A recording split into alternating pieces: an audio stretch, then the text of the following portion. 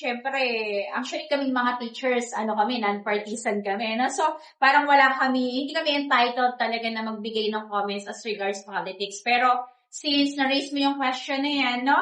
So, siguro naman lahat ng politicians na babae na may objective na mag-join sa politics, siguro, meron naman talaga silang objective na ang kanilang pasang mga batas, for example, ay ma-erase yung empowerment ng mga babae.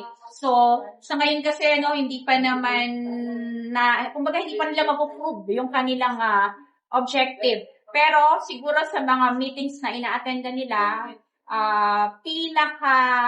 isa sa pinaka main goal nila is mag-raise din ng women empowerment, no? And let us wait and see na lang kung yun talaga yung mapatutunayan nila once na nandun na sila sa desired position nila.